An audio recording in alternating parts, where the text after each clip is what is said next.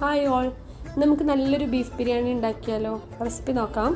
ഒരു 1.5 കിലോ വലുതാക്കി കട്ട് ചെയ്ത ബീഫ് കഴുകി വൃത്തിയാക്കി കുക്കർക്ക് ആഡ് ചെയ്യുക. അതിലേക്ക് ഇഞ്ചി, വെളുത്തുള്ളി, പച്ചമുളക് ചതച്ചത്, പിന്നെ കുറച്ച് സവാള, കുറച്ച് തക്കാളി ഇതെല്ലാം ചെറുതാക്കി അരിഞ്ഞെടുത്തത്, പിന്നെ കുറച്ച് ഉപ്പിടുക, പിന്നെ ഒരു ഇത്തിരി മഞ്ഞൾപ്പൊടി ആഡ് ചെയ്യണം, പിന്നെ ഒരു സ്പൂണ് ഗരം മസാല, കുറച്ച് പെപ്പർ പൗഡർ ഇതൊക്കെ ആഡ് ചെയ്തതിന് ശേഷം ഒന്ന് നന്നായിട്ട് തിരുമ്മി ഒരു 1/2 ഗ്ലാസ് വെള്ളം കൂടെ ആഡ് ചെയ്തിട്ട് 2 വിസിലിട്ട് ഒരു സിമ്മിലിട്ട് ആവശ്യത്തിന് വേവിച്ചെടുക്കുക. അപ്പോൾ ഇതിൽ ഇച്ചിരി വെള്ളം കൂടുതലാണ്, അതുകൊണ്ട് ഇത് വേറൊരു പാത്രത്തേക്ക് പകർത്തി അതിലേക്ക് ആവശ്യത്തിന് തൈര്, ഫ്രൈഡ് ഓണിയൻസ്, പിന്നെ കുറച്ച് മല്ലിയിലയും പുതിനയിലയും അരിഞ്ഞെടുത്തത് ഇതെല്ലാം ആഡ് ചെയ്തിട്ട് ആ വെള്ളം നന്നായിട്ട് വറ്റിച്ചെടുക്കണം.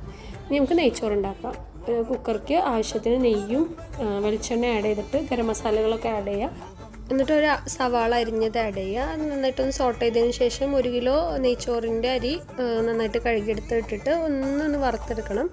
ഇനി ഇതിൻ്റെ 1.5 ഇരട്ടി വെള്ളം ആഡ് ചെയ്ത് ആവശ്യത്തിന് ഉപ്പിട്ടിട്ട് ഒരു ഒറ്റ വിസിൽ കേൾപ്പിച്ചാൽ മതി. അത് ദം ചെയ്യാൻ നേരത്തെ ഉണ്ടാക്കി വെച്ച മസാലയിലേക്ക് ഈ റൈസ് ഇട്ടതിന് ശേഷം മുകളിൽ കുറച്ച് ഫ്രൈഡ് ഓണിയൻസും മല്ലിയില, പുതിനയില അരിഞ്ഞത്, പിന്നെ ആവശ്യത്തിന് ഗരം മസാല പൊടി, പിന്നെ കുറച്ച് കിസ്മിസ് നെയ്യിൽ വറുത്തത്, കുറച്ച് നെയ്യ് ഇതെല്ലാം ഇട്ടതിന് ശേഷം നമുക്കൊന്ന് ദം ചെയ്തെടുക്കാം.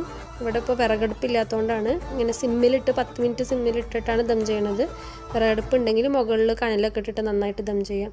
നല്ല ടേസ്റ്റുള്ളൊരു ബിരിയാണിയാണ്. എല്ലാവരും ഒന്ന് ട്രൈ ചെയ്ത് നോക്കും.